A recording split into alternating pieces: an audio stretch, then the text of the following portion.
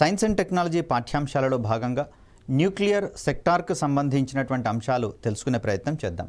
ముఖ్యంగా అణుశక్తికి సంబంధించి ఇటీవలి కాలంలో గణనీయమైనటువంటి మార్పులు వస్తూ ఉన్నాయి. ఏంటి అంటే రష్యా సహకారంతో స్మాల్ మాడ్యులర్ రియాక్టర్స్ వంటి వాటి సహాయంతో భారతదేశంలో శక్తి అవసరాలను తీర్చుకునేటటువంటి కోణంలో భారత్ ముందుకు వెళ్తున్నట్లుగా మనకు తెలుస్తూ ఉంది.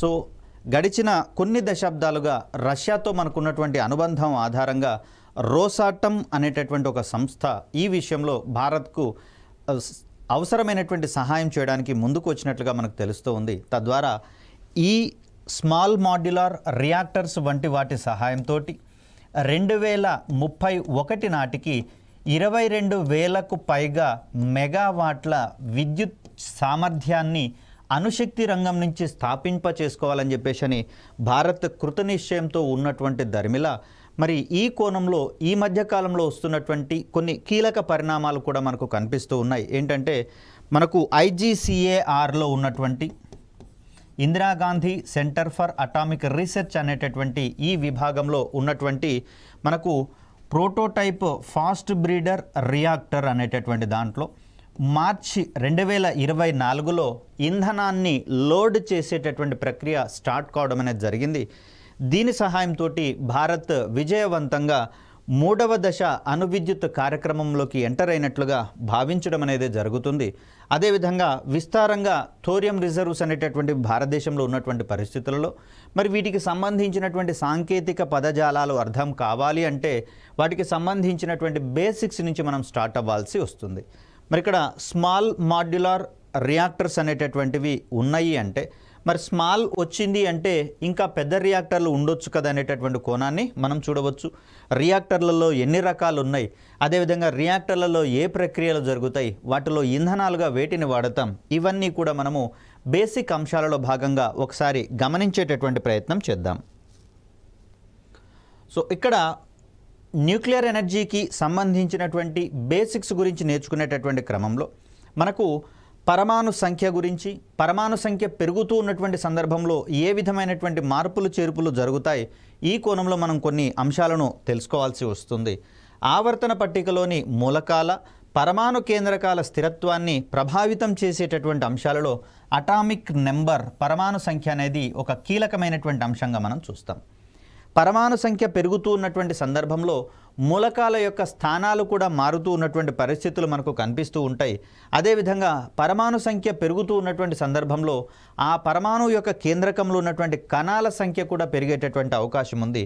మరి పరమాణు కేంద్రకాలలో ఉండేటటువంటి ప్రోటాన్ల సంఖ్యను కావచ్చు, లేదా ఒక తటస్థ పరమాణువులో ఉన్నటువంటి ఎలక్ట్రాన్ల సంఖ్యను మనం పరమాణు సంఖ్యగా పేర్కొంటూ ఉంటాం. సో దీన్ని Z అనేటటువంటి నెంబర్ తోటి ఎక్స్ప్లెయిన్ చేసే ప్రయత్నం చేస్తాము. సో దీంట్లో పరమాణు సంఖ్య అంటే నెంబర్ ఆఫ్ ప్రోటాన్స్ కానివ్వండి, లేదా నెంబర్ ఆఫ్ ఎలక్ట్రాన్స్. సో ఇక్కడ ప్రోటాన్స్ అనేటటువంటివేమో పరమాణు యొక్క కేంద్రకంలో ఉంటూ ఉండగా ఎలక్ట్రాన్స్ అనేటటువంటివి పరమాణు యొక్క కేంద్రకం వెలుపల ఒక నిర్దిష్టమైనటువంటి కక్షలలో పరమాణు కేంద్రకం చుట్టూత పరిభ్రమించేటటువంటి క్రమాన్ని ఇక్కడ మనం చూస్తాం. సో పరమాణు సంఖ్య తెలిసింది అంటే ఆ పరమాణు యొక్క కేంద్రకంలో ఉన్నటువంటి ప్రోటాన్ల సంఖ్యను మనం చెప్పవచ్చు. అదేవిధంగా ఆ పరమాణువులో ఉండేటటువంటి ఎలక్ట్రాన్ల సంఖ్యను కూడా మనము ఎక్స్ప్లెయిన్ చేసేటటువంటి ప్రయత్నం చేయవచ్చు. సో ఇక్కడ మూలకపు పరమాణువులకు ఉండేటటువంటి ఒక విశిష్ట లక్షణంగా మనకు పరమాణు సంఖ్య అనేది కనిపిస్తూ ఉంది. మరి ఈ పరమాణు సంఖ్య ఆధారంగానే ఆవర్తన పట్టికలో ఒక మూలకం యొక్క స్థానము నిర్ధారించబడుతుంది అనేటటువంటి అంశాన్ని మనం గమనించాలి. ఫర్ ఎగ్జాంపుల్ కనుక గమనిస్తే హైడ్రోజన్ యొక్క పరమాణు సంఖ్య 1గా మనం చెప్తాము. కాబట్టే ఆవర్తన పట్టికలో మొట్టమొదటి స్థానాన్ని లేదా 1వ గడిని హైడ్రోజన్ పరమాణువు ఆక్రమించింది అనేటటువంటి అంశాన్ని ఇక్కడ మనం గమనించవచ్చు. అదేవిధంగా హీలియంకి సంబంధించి చూస్తే దీని యొక్క పరమాణు సంఖ్య 2 కాబట్టి ఆవర్తన పట్టికలో 2వ స్థానము లేదా 2వ గడిని హీలియం పరమాణువుకు అందించేటటువంటి ప్రయత్నం చేశాము. అంతేకాకుండా పరమాణువు యొక్క కేంద్రకాల స్థిరత్వాన్ని ప్రభావితం చేయడంలోనూ ఈ సంఖ్యనే కీలకమయ్యేటటువంటి అవకాశం ఉంది. ఇక్కడ ఒక అంశాన్ని గమనిస్తే హైడ్రోజన్ మరియు హీలియంలలో ఎవరు స్థిరంగా ఉంటారు అంటే హైడ్రోజన్లో కేవలం ఒక ఎలక్ట్రాన్ మాత్రమే ఉంది అని ఇక్కడ హైడ్రోజన్ పరమాణు సంఖ్య 1 అనడం వల్ల తెలుస్తుంది. హీలియం యొక్క పరమాణు సంఖ్య 2 అంటే హీలియం యొక్క బాహ్య కర్పరంలో దానికి అవసరమైనటువంటి 2 ఎలక్ట్రాన్లను పూర్తి స్థాయిలో కలిగి ఉంది కాబట్టి మనం కూడా జాగ్రత్తగా గమనిస్తే కడుపు నిండా భోజనం చేసిన వారికి మళ్ళీ ఆకలయ్యే అవకాశం ఉందా అంటే ఒక 4 గంటల వరకు ఎలాంటి బాధ ఉండదు. కాబట్టి ఈ సందర్భంలో కర్పరాలలో ఎలక్ట్రాన్ల సంఖ్య పూర్తిగా నిండి ఉన్నటువంటి పరమాణువు యొక్క కేంద్రకాలన్నీ కూడా అక్కడ స్థిరత్వాన్ని కలిగి ఉంటాయని చెప్పేసి చెప్తూ ఉంటారు. మరి ఆ సందర్భంలో హీలియంతో కంపేర్ చేస్తే హైడ్రోజన్ అనేది తక్కువ స్థిరత్వాన్ని కలిగి ఉంటుంది. కాబట్టే ఇది రసాయన చర్యలలో పాల్గొని ఇక్కడ ఉన్నటువంటి ఒక ఎలక్ట్రాన్కి తోడుగా మరొక ఎలక్ట్రాన్ని జత చేసుకునేటటువంటి ప్రయత్నం చేస్తుంది. రసాయన బంధాలలో ఈ విధమైనటువంటి ధర్మమే కీలకమవుతుంది. న్యూక్లియర్ సెక్టార్లో కూడా ఈ ధర్మమే మనకు కీలకంగా నిలబడడం అనేది జరుగుతుంది. కాబట్టి హీలియం చూడండి రసాయనికంగా జడత్వాన్ని ప్రదర్శిస్తూ ఉంటే హైడ్రోజన్ మాత్రము హైడ్రోక్లోరిక్ ఆమ్లంగా ఇక్కడ క్లోరిన్ తోటి చర్య జరుపుతుంది. అదేవిధంగా H2O ఆక్సిజన్తో చర్య జరిపి నీటి అణువులను ఏర్పాటు చేసేటటువంటి ప్రయత్నం చేస్తుంది. దీంట్లో ఎలక్ట్రాన్ కేవలం 1 ఉండడమే దీనికి కారణంగా మనం చెప్పవచ్చు. సో పరమాణు సంఖ్య పెరిగేటటువంటి కొలది పరమాణు కేంద్రకాల్లోని కేంద్రక కణాల సంఖ్య పెరిగేటటువంటి అవకాశం ఉంది. ఎందుకంటే పరమాణు సంఖ్యతో పాటుగా మనకు నెంబర్ ఆఫ్ ప్రోటాన్స్ అనేది తెలుస్తూ ఉంది. కాబట్టి మరి ఆ సందర్భంలో మనకు హైడ్రోజన్ విషయానికి వచ్చేసరికల్లా పరమాణు కేంద్రకంలో కేవలము 1 ప్రోటాన్ మాత్రమే ఉంటుంది. హైడ్రోజన్ విషయానికి వచ్చేసరికి హీలియం విషయానికి వచ్చేసరికల్లా 2 ప్రోటాన్స్ ఉంటున్నట్లుగా మనం ఇక్కడ చూడవచ్చు. వీటితో పాటుగా కేంద్రకంలో ప్రోటాన్లతో పాటుగా న్యూట్రాన్లు కూడా ఉండేటటువంటి అవకాశం ఉంది. సో మరిలా న్యూట్రాన్లు కూడా ఉండేటటువంటి సందర్భంలో ఇక్కడ ఎన్ని న్యూట్రాన్లు ఉన్నాయి అనేది తెలవాలి అంటే మనకు దాని యొక్క ద్రవ్యరాశి సంఖ్య కూడా తెలవాల్సినటువంటి అవసరం ఉంది. సో ఈ ద్రవ్యరాశి సంఖ్య మరియు పరమాణు సంఖ్య ఈ రెండిటి యొక్క వ్యత్యాసాన్ని మనము న్యూట్రాన్ల యొక్క సంఖ్యకు సమానంగా మనం పేర్కొంటూ ఉంటాం. అంటే ఒక మూలకం యొక్క ద్రవ్యరాశి సంఖ్య నుంచి పరమాణు సంఖ్యను గనక తీసివేసినట్లయితే ఆ పరమాణు యొక్క కేంద్రకంలో ఎన్ని న్యూట్రాన్లు ఉంటాయో తెలుస్తాయి. మరి ఇక్కడ నెంబర్ ఆఫ్ ప్రోటాన్స్ మరియు నెంబర్ ఆఫ్ న్యూట్రాన్స్ రెండింటినీ కలిపి ప్రోటాన్లు మరియు న్యూట్రాన్ల యొక్క మొత్తం సంఖ్యను కలిపి మనము కేంద్రకం యొక్క కణాల మొత్తం సంఖ్యగా మనం పరిగణించేటటువంటి ప్రయత్నం చేస్తాం. ఇంత క్రితం మనకు హైడ్రోజన్కి 1 అనేటటువంటి పరమాణు సంఖ్య ఉంది అని చెప్పేసి అన్నాం. అదేవిధంగా హైడ్రోజన్ యొక్క ద్రవ్యరాశి సంఖ్య విషయానికి వచ్చేసరికల్లా 1. మరి ఆ సందర్భంలో ద్రవ్యరాశి సంఖ్య మైనస్ పరమాణు సంఖ్య ఈ రెండింటి యొక్క భేదము 1 - 1 = 0. కాబట్టి న్యూట్రాన్లు లేనటువంటి ఏకైక మూలకంగా హైడ్రోజన్ని మనం వివరించే ప్రయత్నం చేస్తాం. ఇంత క్రితం చెప్పుకున్నటువంటి హీలియం సందర్భంగా హీలియం యొక్క పరమాణు సంఖ్య 2 ద్రవ్యరాశి సంఖ్య 4గా పరిగణిస్తూ ఉంటాం. కాబట్టి ద్రవ్యరాశి సంఖ్య మరియు పరమాణు సంఖ్యల యొక్క భేదం మనకి ఇక్కడ 2 కనిపిస్తుంది. కాబట్టి ఇక్కడ పరమాణు సంఖ్య 2 కాబట్టి కేంద్రకంలో 2 ప్రోటాన్లు ఉన్నాయని చెప్పేసి అంటాం. ఇక్కడ ఈ రెండిటి మధ్య భేదం 2 కాబట్టి 2 న్యూట్రాన్లు ఉన్నాయని చెప్పేసి అంటాం. కాబట్టి ద్రవ్యరాశి సంఖ్య ఎంతైతే ఉంటుందో ఆ సంఖ్యలో మనకు కేంద్రక కణాల యొక్క సంఖ్య వ్యవస్థితం అవుతూ ఉంటుంది. సో ఇక్కడ స్థిరత్వానికి సంబంధించినటువంటి అంశాల్లో భాగంగా చూస్తే పరమాణు సంఖ్య 2 కావచ్చు, 8, 20, 28, 50, 82, 126 ఇలాంటి సంఖ్యలు గనక ఉంటే అంటే బాహ్య కర్పరాలలో ఎలక్ట్రాన్లు అలా ఉంటాయి. అదేవిధంగా పరమాణు కేంద్రకంలో ప్రోటాన్ల సంఖ్య కూడా ఇదే విధంగా ఉండేటటువంటి అవకాశం ఉంది. కాబట్టి ఈ సంఖ్యలు కలిగినటువంటి మూలకాల యొక్క పరమాణు కేంద్రకాలు స్థిరంగా ఉంటున్నట్లుగా మనం చూస్తూ ఉన్నాం. దీనికి ప్రధాన కారణం వాటి యొక్క షెల్స్ లేదా కర్పరాలు అనేవి పూర్తి స్థాయిలో ఎలక్ట్రాన్లతో నిండి ఉండేటటువంటి అంశాన్ని ఇక్కడ మనం చూస్తాం. ఇవన్నీ కూడా ఎలక్ట్రాన్ల సంఖ్య ఆధారంగా రసాయనిక స్థిరత్వాన్ని గురించి మనకు వివరిస్తూ ఉంటే మనకు ఇదే పరమాణు సంఖ్య ఆధారంగా కేంద్రకంలో పెరుగుతున్నటువంటి కేంద్రక కణాల సంఖ్యను ఎక్స్ప్లెయిన్ చేసేటటువంటి ప్రయత్నం చేస్తాయి. ముఖ్యంగా చూస్తే కేంద్రకం యొక్క కణం యొక్క పరిమాణము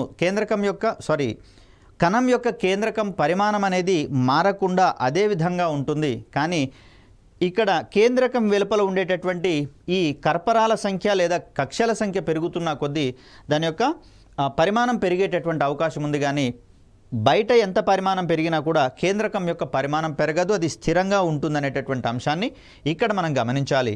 అలాంటి సందర్భంలో ఒక ఫిక్స్డ్గా ఉండేటటువంటి గదిలో అక్కడ సభ్యుల సంఖ్య పెరుగుతున్నటువంటి సందర్భంలో గమనించండి కొంత అనిశ్చితి పెరిగేటటువంటి అవకాశం ఉంది. కాబట్టి ఈ పరిస్థితి మనకు 82 కంటే ఎక్కువ పరమాణు సంఖ్య ఉన్నటువంటి మూలకాల విషయంలో జరిగేటటువంటి అవకాశం ఉంది. ఇక్కడ మనం ల్యాంథనం అనేటటువంటి ఒక మూలకం యొక్క పరమాణు కేంద్రకాన్ని గనక గమనిస్తే చూడండి, ఇక్కడ బ్లూ కలర్లో మరియు రెడ్ కలర్లో కనిపిస్తున్నవి కేంద్రక కణాలుగా మనం చెప్తాం. సో వీటిని మనం ప్రోటాన్లు మరియు న్యూట్రాన్లుగా చెప్తూ ఉన్నాం. అవన్నీ కూడా చూడండి ఒకదానికొకటి దగ్గరగా ఒక బంతి ఆకారంలో ఒకదానితో ఒకటి ఉన్నట్లుగా మనం చూస్తూ ఉన్నాం. మరి ఈ సందర్భంలో ప్రోటాన్ టు ప్రోటాన్ మధ్య కూలుంబ్ వికర్షణ బలాలు అనేవి పనిచేస్తూ ఉంటాయి. సో ఇక్కడ న్యూట్రాన్ మరియు న్యూట్రాన్ల మధ్య కూడా ఇదే రకమైనటువంటి వికర్షణ బలాలు పనిచేస్తూ ఉంటాయి. అంత మాత్రం చేత ప్రోటాన్ న్యూట్రాన్ల మధ్య ఆకర్షణ బలాలు అని చెప్పేసి మాత్రం అనకూడదు. ఎందుకంటే ఒక నిర్దిష్ట దూరం దాటిన తర్వాత వికర్షణ బలాలు తిరిగి ఆకర్షణ బలాలుగా ఉండడం వల్ల అవన్నీ కూడా కేంద్రకంలోనే ఫిక్స్డ్గా ఉండేటటువంటి అవకాశం ఉంది. కానీ ఇక్కడ 82 కంటే అధిక పరమాణు సంఖ్య ఉన్నటువంటి సందర్భాలలో కేంద్రక కణాల మధ్య ఉండేటటువంటి ఈ వికర్షణ బలాలు అధికంగా ఉంటూ ఉండడం వల్ల ఇవి పరమాణు కేంద్రకంలో స్థిరంగా ఇమిడి ఉండలేక ఎప్పుడెప్పుడు కేంద్రకం నుంచి బయటపడదాం అనేటటువంటి ఆలోచనతోటి ఉంటున్నట్లుగా మనకు కనిపిస్తూ ఉంది. ఈ అస్థిరమైనటువంటి ధర్మమే మనకు ఈ రేడియో యాక్టివిటీ లేదా న్యూక్లియర్ సెక్టార్లో ఒక కీలకమైనటువంటి భూమికని పోషించేటటువంటి అంశంగా మనం చూస్తాం. సో ఇక్కడ చూస్తే ఈ 82 కంటే అధిక పరమాణు సంఖ్య ఉన్నటువంటి మూలకాల యొక్క పరమాణు కేంద్రకాల నుంచి అనునిత్యము కొన్ని కణాలు కావచ్చు, కొంత శక్తి కావచ్చు బయటికి ఉద్గారించబడేటటువంటి సందర్భాన్ని మనం చూస్తాం. సో ఆ సందర్భంలో వెలుపలికి వచ్చేటటువంటి కణాలుగా మనకు ఆల్ఫా వికిరణాలు కావచ్చు, లేదా వీటిని ఆల్ఫా కణాలు అని చెప్పేసి అంటాం. ఆల్ఫా కణాల సముదాయాన్ని మనం ఆల్ఫా వికిరణ పుంజంగా మనం చెప్తాం. అదేవిధంగా బీటా కణాలు కావచ్చు. ఇక్కడ గామా అనేది వికిరణంగా మనం చెప్తాం. ఇది రేడియేషన్ లేదా కొంత ఎనర్జీ శక్తి అనేటటువంటిది కేంద్రకం నుంచి వెలువడుతూ ఉంటుంది. మరి ఈ రూపాలలో అంటే ఈ ఉద్గారాల సంబంధించినటువంటి అంశాలలో భాగంగా ప్రతి పరమాణు కేంద్రకం కూడా కొంత కణాలను కావచ్చు, శక్తిని కావచ్చు బయటికి ఉద్గారించడం ద్వారా స్థిరత్వాన్ని పొందేటటువంటి ప్రయత్నం చేస్తుంది. వాటిని మనం ఆల్ఫా కణాలు అంటే మనకి ఇక్కడ ఎలక్ట్రాన్లు లేనటువంటి హీలియం కేంద్రకాలను మనం ఆల్ఫా కణాలుగా చెప్తాము. దీన్ని He24 అనేటటువంటి సంకేతంతో వివరించేటటువంటి ప్రయత్నం చేస్తాం. ఇక్కడ బీటా కణాలు అనేవి పరమాణు కేంద్రకం నుంచి వెలువడేటటువంటి ఎలక్ట్రాన్లుగా మనం చెప్తాం. సార్ ఎలక్ట్రాన్లు అనేవి పరమాణు కేంద్రకంలో ఎందుకు ఉంటాయి అంటే ఇక్కడ ఉన్నటువంటి న్యూట్రాన్లు కొన్ని ప్రత్యేక పరిస్థితులలో విచ్ఛిన్నం చెంది ప్రోటాన్ మరియు ఎలక్ట్రాన్లుగా మారేటటువంటి ప్రయత్నం చేస్తాయి. న్యూట్రాన్ యొక్క విద్యుదావేశము తటస్థం కాబట్టి ప్రోటాన్ పాజిటివ్, అదేవిధంగా ఎలక్ట్రాన్ నెగిటివ్ ఆవేశాలను కలిగి ఉంటుంది. కాబట్టి న్యూట్రల్గా ఉన్నటువంటి న్యూట్రాన్ కాస్త ప్రోటాన్ మరియు ఎలక్ట్రాన్లుగా విచ్ఛిన్నం చెందడం అనేది జరుగుతుంది. మరి ప్రోటాన్ అనేది కేంద్రకంలోనే ఉంటుంది, కానీ ఎలక్ట్రాన్కి కేంద్రకంలో స్థానం లేదు. కాబట్టి ఈ విధంగా న్యూట్రాన్ విచ్ఛిన్నం వల్ల పరమాణు కేంద్రకంలో ఏర్పడినటువంటి ఎలక్ట్రాన్ కేంద్రకం నుంచి వెలుపలకు వస్తుంది. ఎలా వస్తుంది అంటే ఒక బీటా కణంగా వెలుపలకు వచ్చేటటువంటి ప్రయత్నం జరుగుతుంది. సో ఇలా మూలకాలు స్థిరత్వాన్ని పొందేటటువంటి ప్రయత్నం చేస్తాయి. ఈ ధర్మాన్నే ఒక రకంగా రేడియో ధార్మికత అనేటటువంటి అంశంగా మనం చూస్తాం. ఇక ఇలా ఒక అస్థిర మూలక పరమాణు కేంద్రకం నుంచి ఆల్ఫా, బీటా, గామా ఉద్గారాలు వెలుపలకు రావడాన్ని మనం రేడియో ధార్మికత ఉద్గారం అని చెప్పేసి అంటాం. అలాంటి ధర్మాలు ప్రదర్శించేటటువంటి మూలకాలు ఏవైతే ఉన్నాయో వాటిని మనము రేడియో యాక్టివ్ ఎలిమెంట్స్ లేదా రేడియో ధార్మిక మూలకాలు అనేటటువంటి పేరుతోటి పిలుస్తాం. ఈ ప్రాసెస్ని మనము రేడియో యాక్టివ్ ఎమిషన్ అనేటటువంటి పేరుతోటి చెప్పేటటువంటి ప్రయత్నం చేస్తాం. ఇక మనకు ముఖ్యంగా చూస్తే అత్యంత కీలకంగా మరియు రకరకాల ప్రయోజనాలకు ఉపయోగపడేటటువంటి రేడియో ధార్మిక మూలకంగా యురేనియం అనేది కనిపిస్తూ ఉంది. దీని యొక్క ముడి ఖనిజం అనేది పిచ్ బ్లెండ్ అంటాం. దీన్నే మరో రకంగా ఎల్లో కేక్ అనేటటువంటి పేరుతో కూడా పిలుస్తాం. అలా అని కేక్ కాదండి, ఇది ఎల్లో కేక్ అనేది జస్ట్ దాని యొక్క సాధారణమైనటువంటి నేమ్ మాత్రమే. చూడడానికి మామూలుగా కనిపిస్తుంది కానీ చాలా డేంజరస్ ముడి ఖనిజంగా ఇది మనకు కనిపిస్తుంది. సో ఈ పిచ్ బ్లెండ్ నుంచి ఈ విధమైనటువంటి ఆల్ఫా, అదేవిధంగా బీటా మరియు గామా వంటి వికిరణాలు ఉద్గారించబడుతున్నట్లుగా 1896లో హెన్రీ బెకరెల్ మహాశయుడు కనుక్కోవడం జరిగింది. ఈ ఆవిష్కరణ ఫలితంగా భౌతిక శాస్త్రంలో మరొక డిసిప్లిన్ అనేది ఆవిర్భవించడం జరిగింది, ఒక స్పెషలైజేషన్ అనేది ఆవిర్భవించడం జరిగింది. ఈ నూతన శాస్త్రాన్ని మనము కేంద్రక భౌతిక శాస్త్రము, న్యూక్లియర్ ఫిజిక్స్ అనేటటువంటి పేరుతోటి పిలిచే ప్రయత్నం చేస్తూ ఉన్నాం. సో ముఖ్యంగా కేంద్రక కణాలతోటి ఇది అసోసియేట్ అయ్యి ఉన్నటువంటి ఒక శాస్త్రంగా మనకు కనిపిస్తూ ఉంది. సో ఇక్కడ నెక్స్ట్ గమనిస్తే ఇలా వెలువడేటటువంటి ఆల్ఫా బీటా గామాల ఉద్గారాన్ని మనం రేడియో ధార్మికత అని చెప్పేసి అనుకుంటున్నాం కదా. ఈ రేడియో ధార్మికత అనేది 2 రకాలుగా ఉన్నట్లుగా మనం ఇక్కడ గమనించవచ్చు. సో దీంట్లో మొదటిది సహజ రేడియో ధార్మికత, అంటే ఒక మూలకం నుంచి ఎలాంటి బాహ్య శక్తుల ప్రమేయం లేకుండా తనంతట తానుగానే ఈ ఆల్ఫా బీటా గామా వికిరణాలు కనుక ఉద్గారం చేస్తే దాన్ని సహజ రేడియో ధార్మికత అంటారు. కృత్రిమ రేడియో ధార్మికత అంటే మనం ఇంత క్రితం ఏం చెప్పుకున్నాము, 82 కంటే పరమాణు సంఖ్య అధికంగా ఉన్నటువంటి మూలకాలలో మాత్రమే ఈ పరమాణు కేంద్రకంలో అస్థిరత ఏర్పడుతుంది, తద్వారా రేడియో ధార్మికత ప్రేరేపించబడుతుందని చెప్పేసి అనుకున్నాం. మరి ఈ సందర్భంలో 82 కంటే తక్కువ పరమాణు సంఖ్య ఉన్నటువంటి మూలకాలను కూడా కొన్ని ప్రక్రియల ద్వారా వాటిని రేడియో ధార్మిక మూలకాలుగా గనక పరివర్తనం చెందించితే దాన్ని కృత్రిమ రేడియో ధార్మికతగా చెప్తాం. సో ఈ సందర్భంలో ఆ నైట్రోజన్ లేదా ఆక్సిజన్ లేదా సల్ఫర్ ఇలాంటి తేలికపాటి లేదా స్థిరమైనటువంటి పరమాణు కేంద్రకాలను ఆల్ఫా కణాలు కావచ్చు లేదా న్యూట్రాన్ల వంటి తేలిక కణాలతోటి తాడనం చెందించినప్పుడు, ఢీ కొట్టించినప్పుడు వాటి యొక్క పరమాణు కేంద్రకాలు అస్థిరంగా మారేటటువంటి అవకాశం ఉంది. ఈ సందర్భంలో ఆ పరమాణు కేంద్రకాలు తిరిగి కొన్ని రకాలైనటువంటి వికిరణాలను ఉద్గారించేటటువంటి సందర్భంలో ఈ రేడియో ధార్మికతను మనము కృత్రిమ రేడియో ధార్మికతగా పేర్కొంటాం.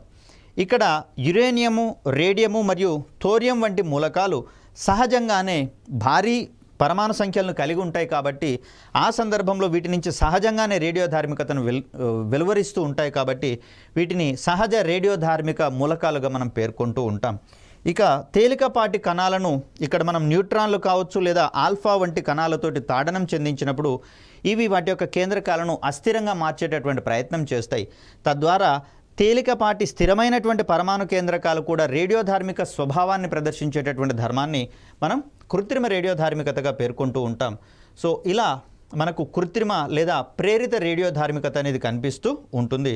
సో నైట్రోజన్ కావచ్చు, ఆక్సిజన్ కావచ్చు, సల్ఫర్ ఇలా తేలికపాటి కణాలను మనము రేడియో యాక్టివ్ ఎలిమెంట్స్గా మార్చేటటువంటి అంశాన్ని ఇక్కడ మనం చూడవచ్చు. కృత్రిమ రేడియో ధార్మికతను 1934లో ఐరన్ క్యూరీ మరియు ఫ్రెడరిక్ జోలియట్ అనేటటువంటి 2 శాస్త్రవేత్తలు కనుక్కోవడం జరిగింది. సో ఇక్కడ అణుధార్మికత లేదా రేడియో ధార్మికతకు ప్రమాణాలుగా బెకరెల్, రూథర్ఫర్డ్ మరియు క్యూరీ. ఇక్కడ ఏంటంటే విఘటనాలు పర్ సెకండ్ అనేటటువంటి పేరుతోటి వీటిని కొలుస్తాం. అంటే 1 సెకనుకు ఎన్ని వికిరణాలను లేదా ఉద్గారాలను వెదజల్లింది అనేటటువంటి కోణంలో ఒక పదార్థం యొక్క ఈ రేడియో ధార్మికత యొక్క ప్రమాణాలను నిర్ధారించేటటువంటి ప్రయత్నం చేస్తాం. సో దీంట్లో అన్నిటికంటే తక్కువ ప్రమాణంగా మనకు రూథర్ఫర్డ్ అనేది కనిపిస్తుంది, అన్నిటికంటే పెద్దదిగా క్యూరీ అనేటటువంటి ప్రమాణాన్ని మనం చూస్తాం. సో ఇక్కడ విఘటనాలను గమనించేటటువంటి సందర్భంలో మనకు బబుల్ ఛాంబర్ అని, అదేవిధంగా గిగర్ ముల్లర్ కౌంటర్ అనేటటువంటివి అందుబాటులో ఉన్నాయి. వీటి సహాయంతో ఒక మూలకం నుంచి వెలువడేటటువంటి రేడియేషన్ యొక్క స్వభావాన్ని, రేడియేషన్ యొక్క సంఖ్యను కొలిచేటటువంటి ప్రయత్నం చేస్తాం.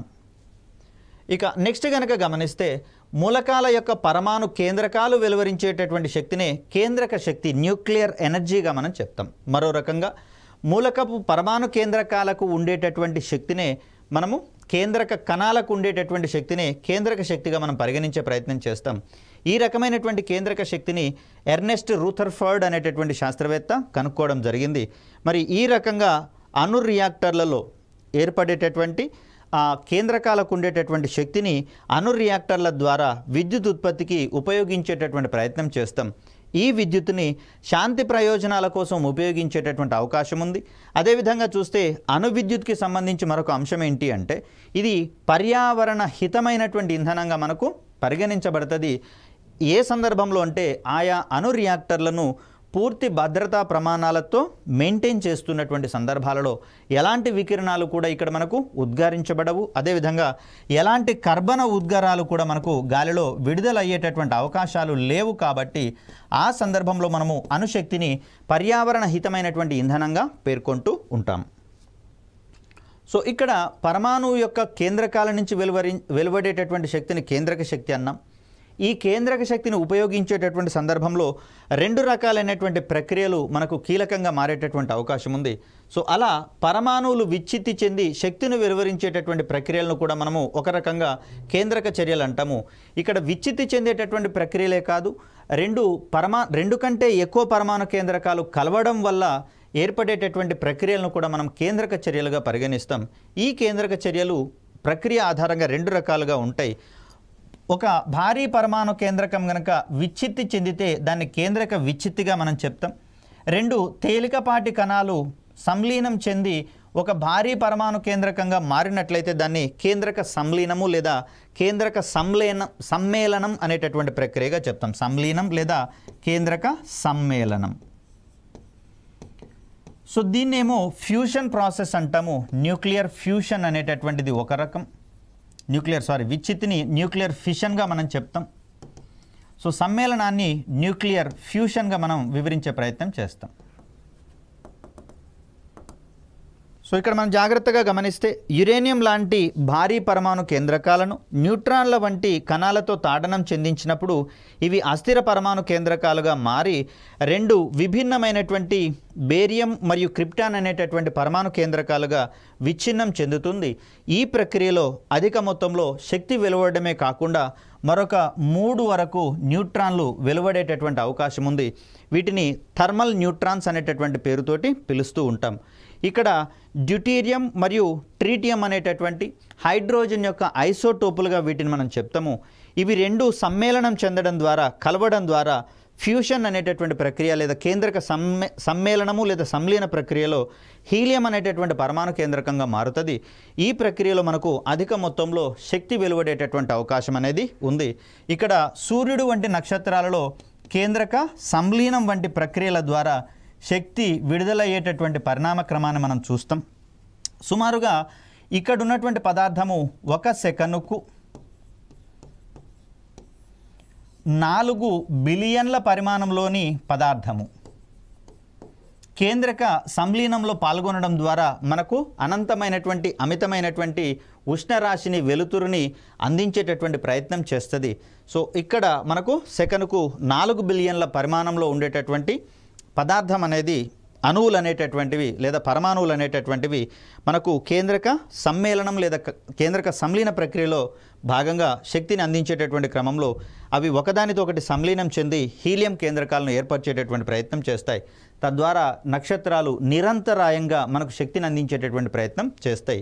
సో వాటి యొక్క ద్రవ్యరాశి పూర్తిగా అయిపోయేంత వరకు ఈ కేంద్రక సంలీన ప్రక్రియలు అనేవి ఏర్పడుతూనే ఉంటాయి. ముఖ్యంగా చెప్పాలి అంటే కేంద్రక సంలీనం ఏర్పడాలంటే ప్రత్యేకమైనటువంటి పరిస్థితులు అవసరమవుతాయి. సాధారణ భూ వాతావరణ పరిస్థితులలో ఇవి ఏర్పడేటందుకు అవకాశం అనేది లేదు. కాబట్టి కేంద్రక విచ్ఛిత్తిని కూడా గనక మనం గమనిస్తే 1930sలలో ఎన్రికో ఫెర్మి అనేటటువంటి శాస్త్రవేత్త న్యూట్రాన్లకు పరమాణు కేంద్రకాలని విచ్ఛిన్నం చేసేటటువంటి శక్తి ఉందని చెప్పేసి కనుక్కోవడం జరిగింది. తను న్యూట్రాన్లను కేంద్రక కత్తెరలుగా, న్యూక్లియర్ సీజర్స్గా పేర్కొనేటటువంటి ప్రయత్నం చేశాడు. కాబట్టి ఎన్రికో ఫెర్మి అందించినటువంటి ఈ ఆవిష్కరణ ద్వారానే మనకు ఈ రియాక్టర్లకు సంబంధించినటువంటి సాంకేతికతలు వెలుగులోకి రావడం అనేది జరిగింది. సో ఇక్కడ న్యూట్రాన్ల వంటి తేలికపాటి కణాలతో యురేనియం వంటి భారీ మూలక పరమాణు కేంద్రకాలు తాడనం చెందించినప్పుడు రెండు చిన్న కేంద్రకాలుగా విడగొట్టబడేటటువంటి ప్రక్రియనే కేంద్రక విచ్ఛిత్తి, న్యూక్లియర్ ఫిషన్ ప్రాసెస్గా మనం చెప్తూ ఉన్నాం. సో ఒక న్యూట్రాన్ కేంద్రక విచ్ఛిత్తి ప్రక్రియలో పాల్గొంటూ ఒక భారీ పరమాణు కేంద్రకాన్ని విచ్ఛిత్తి చెందించినప్పుడు ఇక్కడ బేరియం మరియు క్రిప్టాన్ అనేటటువంటి రెండు తేలికపాటి పరమాణు కేంద్రకాలుగా మారడంతో పాటుగా మరొక 3 థర్మల్ న్యూట్రాన్స్ అనేటటువంటివి వెలువడుతూ ఉన్నాయి. ఈ ప్రక్రియలో వాడింది 1 న్యూట్రాను, వెలువడినాయి 3 న్యూట్రాన్లు. అలాంటి సందర్భంలో మరికొన్ని యురేనియం పరమాణు కేంద్రకాలు గనక ఆ 3 న్యూట్రాన్లకు అందుబాటులో ఉన్నట్లయితే అవి ఇమ్మీడియట్గా మరొక 3 యురేనియం పరమాణు కేంద్రకాలను విచ్ఛిత్తి చెందించేటటువంటి ప్రయత్నం చేస్తాయి. ఆ సందర్భంలో 3 న్యూట్రాన్లు చర్యలో పాల్గొన్నాయి కాబట్టి సెకండ్ ఫేజ్కి వచ్చేసరికల్లా ప్రతి న్యూక్లియర్ ఫిషన్ ప్రాసెస్లో మరొక 3 న్యూట్రాన్లు కూడా వెలువడేటటువంటి అవకాశం ఉంది. కాబట్టి సెకండ్ ఫేజ్కి వచ్చేసరికల్లా మనకు 9 న్యూట్రాన్లు అనేవి అందుబాటులో ఉండేటటువంటి అవకాశం ఉంది. ఈ 9 న్యూట్రాన్లు మరొక 9 యురేనియం పరమాణువులు కనుక సెలెక్ట్ చేసుకున్నట్లయితే అదేవిధంగా మనకు ఈ విచ్ఛిత్తి ప్రక్రియ అనేది కంటిన్యూస్గా జరిగేటటువంటి అవకాశం ఉంది. ఎప్పటి వరకు అంటే అక్కడ న్యూట్రాన్లకు అందుబాటులో ఉన్నటువంటి యురేనియం పరమాణువులు మొత్తం కూడా అయిపోయేంత వరకు ఈ ప్రాసెస్ అనేది జరుగుతూ ఉంది. ఇలాంటి ప్రక్రియను మనము శృంఖల చర్య లేదా గొలుసు చర్యలుగా మనం పేర్కొంటూ ఉంటాం. సో కేంద్రక విచ్ఛిత్తి ప్రక్రియను 1938లో ఆటో హాన్ మరియు స్ట్రాస్మన్ అనేటటువంటి ఇద్దరు శాస్త్రవేత్తలు కనుక్కోవడం జరిగింది. ఈ ప్రక్రియలో అధిక మొత్తంలో శక్తి వెలువడుతూ మరికొన్ని స్వేచ్ఛ న్యూట్రాన్లు కూడా బహిర్గతం అయ్యేటటువంటి ధర్మాన్ని ప్రదర్శిస్తూ ఉంటాయి. సో దీనికి సంబంధించి కనుక మనం గమనిస్తే కేంద్రక విచ్ఛిత్తిని 2 రకాలుగా మనము విభజించడం జరిగింది. ఇక్కడ విచ్ఛిత్తి తర్వాత విడుదలయ్యేటటువంటి న్యూట్రాన్ల యొక్క సంఖ్యను ఆధారంగా చేసుకొని ఈ సంఖ్యను మనము పూర్తి స్థాయిలో కంట్రోల్లో ఉంచుకోగలిగితే దాన్ని మనము కంట్రోల్డ్ చైన్ రియాక్షన్ అంటాం. ఒకవేళ కంట్రోల్ కాకపోతే దాన్ని మనము అన్కంట్రోల్డ్ చైన్ రియాక్షన్గా మనం చెప్తాం. సో దీంట్లో మనకు మొదటిది అనియంత్రిత కేంద్రక విచ్ఛిత్తి, అన్కంట్రోల్డ్ న్యూక్లియర్ ఫిషన్ ప్రాసెస్గా దీన్ని మనం చెప్తాం. రెండవ ప్రక్రియ నియంత్రిత కేంద్రక విచ్ఛిత్తి, కంట్రోల్డ్ చైన్ రియాక్షన్ లేదా కంట్రోల్డ్ న్యూక్లియర్ ఫిషన్ ప్రాసెస్గా మనం చెప్తాం. సో ఒక న్యూట్రాన్ విచ్ఛిత్తిలో పాల్గొని 3 న్యూట్రాన్లను వెలువరిస్తుంది. ఈ 3 న్యూట్రాన్లు మరొక 3 యురేనియం పరమాణు కేంద్రకాలతో చర్య చెందినప్పుడు అది విచ్ఛిత్తి చెందడం ద్వారా 9 న్యూట్రాన్లను వెలువరిస్తుంది. నెక్స్ట్ ఆ 9 న్యూట్రాన్లు కూడా మరొక 9 యురేనియం పరమాణువుల మీద చర్య జరిపినప్పుడు అలా ఆ ప్రాసెస్ పెరుగుతూ పోతూ ఉంటే దాన్నే మనం శృంఖల చర్య లేదా గొలుసు చర్యగా చెప్తూ ఉంటాం.